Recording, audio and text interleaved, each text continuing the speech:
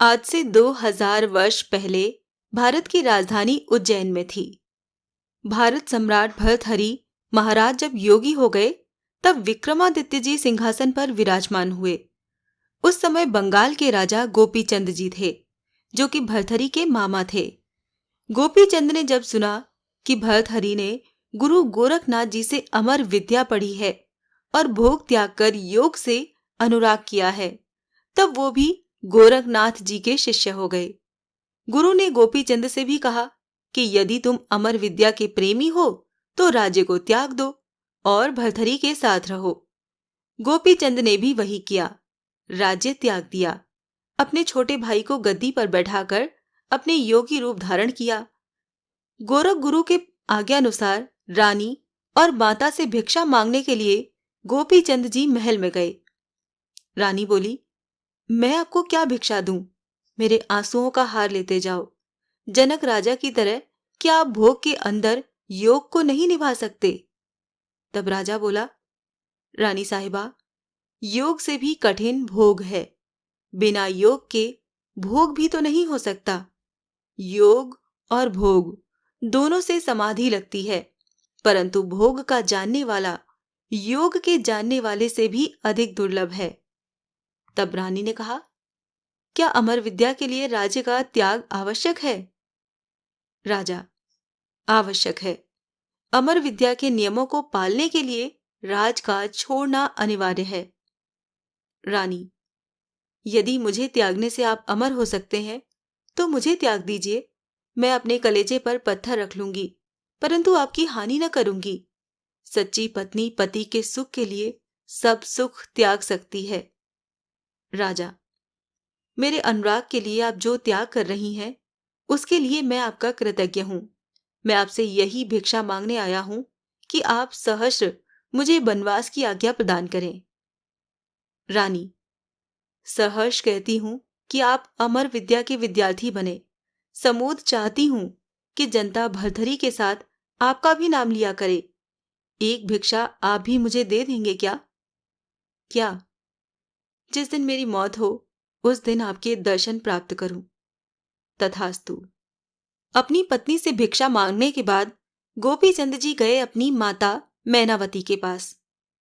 अलख, माता जी, भिक्षा दीजिए। आज मैं धन्य हुई। मेरे पेट से एक भक्त पुत्र उत्पन्न हुआ है, इसीलिए मैं धन्य हूं। मुझे भिक्षा दो माता। मैं तुझे 3 शिक्षाओं की भिक्षा देती हूं। एक शिक्षा का मूल्य एक हीरे से कम नहीं है। गोपीचंद, शिक्षा के लिए ही मैंने हीरों की खान यानी राजपाट का त्याग किया है। आप शिक्षा की भिक्षा दीजिए। मेरी पहली शिक्षा ये है कि सर्वदा किले के अंदर रहना, जिससे शत्रु लोग हमला न कर सकें। मैं आपकी शिक्षा को समझ नहीं सका हूं। आपने रहस्यवाद की वाणी में शिक्षा दी है। मनुष्य के लिए ब्रह्मचर्य से बढ़कर कोई किला नहीं है। रोग, शोक, भय, बाधा, व्याधि, चिंता और अशांति, कोई भी शत्रु इस किले पर हमला नहीं कर सकता। जो ब्रह्मचारी नहीं, वो न तो भक्त बन सकता है और न ही योगी। योगी या तो भक्त बन जाता है या ज्ञानी बन जाता है। योग का दर्जा पास कर तुम भक्त बन जाना, ज्ञानी मत बनना। ब्रह्मचर्य के किले में जब भक्त मन निवास करने लगता है, तब उसे किसी शत्रु का भय नहीं रहता। यही मेरी प्रथम शिक्षा का रहस्य है। कृतज्ञ हूं मैं माता। आपका ऋण कभी नहीं चुका सकता। आपकी योग्यता को प्रणाम करता हूं। आपकी दूसरी शिक्षा क्या है? मेरी दूसरी शिक्षा ये है कि सर्वदा मोहन भोग का भोजन करना। ये रहस्यवादी वाणी मालूम पड़ती है, क्योंकि परिस्थिति के विरुद्ध है। योगी को कभी कभी एक मुट्ठी चना भी नसीब नहीं होता, मोहन भोग कैसा? दिन रात के 24 घंटे में केवल एक बार ही किलकिला कर भूख लगा करती है। उस समय चना चबैना भी मोहन भोग के समान मालूम होता है। बिना भूख के मोहन भोग का भोजन भी चना चबैना है। एक हालत में चना भी मोहन भोग बन जाता है और दूसरी हालत में मोहन भोग भी चना रह जाता है। मेरी इस दूसरी शिक्षा का रहस्य ये है कि दिन रात में केवल एक बार भोजन करना, सो भी तब जब भूख लगे। साधुवाद। आपका अनुभव लाजवाब है। आपकी तीसरी शिक्षा क्या है? तीसरी शिक्षा ये है कि जब नींद लगे तब मसहरी में सोना। ये भी रहस्यवाद का ही वचन है। इस शिक्षा का मर्म भी मेरी पहुंच से बाहर की बात है माता। जो लोग निमंत्रण देकर नींद को बुलाते हैं, उनको पलंग पर भी अच्छी नींद नसीब नहीं होती। सोने का समय होगा, इसीलिए सोना चाहिए।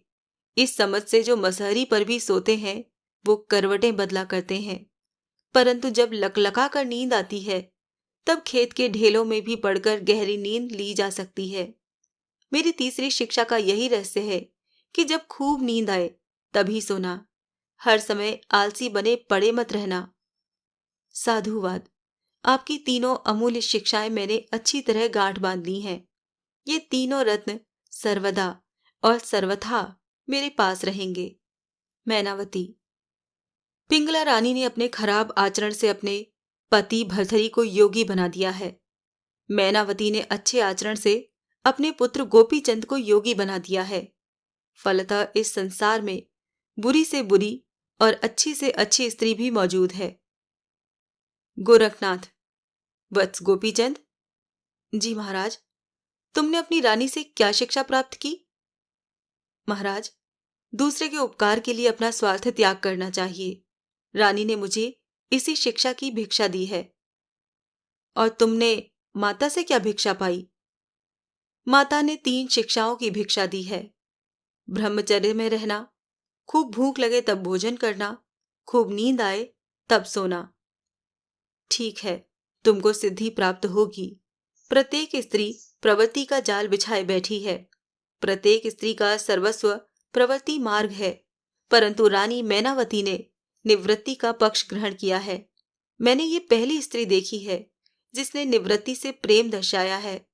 मैनावती रानी ने सुमित्रा रानी की तरह ब्रह्म को प्यार किया है। वास्तव में तुम्हारी माता माता कहलाने योग्य है। मैं उसको श्रद्धापूर्वक प्रणाम करता हूँ।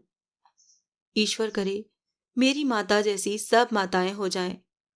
तुम और भर्तरी मेरे साथ सियालकोट चलो। सियालकोट का राजकुमार पूरनमल बड़ी भारी विपत्ति में फंस गया है। पूरनमल को भी प्रवृत्ति के दलदल से निकालना है। उसके बाद तुम तीनों मेरे साथ विंध्याचल में चलकर तप करना और अमर विद्या का अध्ययन करना। मेरे द्वारा तुम तीनों अमर बनोगे। तुम तीनों की कहानी जगत में प्रसिद्ध होगी। गोपीनाथ। आज तक कितने व्यक्ति अमर हो चुके हैं? गोरखनाथ। 1000। वो कहाँ रहते हैं? हिमालय में। कोई कोई सर्वत्र घूमते भी रहते हैं, परंतु कोई उनको पहचानता नहीं। वो लोग अपना नाम बदल लेते हैं। महाराज, मर और अमर में क्या अंतर है? खेत के काश्तकार 2 प्रकार के होते हैं, शिकमी और दाखिलकार। शिकमी किसान को जमींदार बेदखल कर सकता है, परंतु दाखिलकार से खेत नहीं छीना जा सकता। तुम लोग शरीर रूपी खेत के अभी शिकमी काश्तकार हो। मेरी सहायता से अब तुम लोगों को दाखिलकार काश्तकार बनना चाहिए, ताकि काल रूपी जमींदार तुम्हारा खेत न छीन सके। काल द्वारा शरीर इसीलिए नष्ट किया जाता है कि जिससे किसी को अनुभव प्राप्त न हो। अनुभव की प्राप्ति से तुम ज्ञानी हो जाओगे और काल चक्र का बहिष्कार कर दोगे। उस समय भक्ति की झलक सामने आएगी। मृत्यु प्रिय भक्त से जीवन प्रिय भक्त का दर्जा श्रेष्ठ माना गया है। लोग कहते हैं कि गोपीचंद भर्तरी अमर हैं और संसार में अभी भी नाम बदलकर घूमते रहते हैं।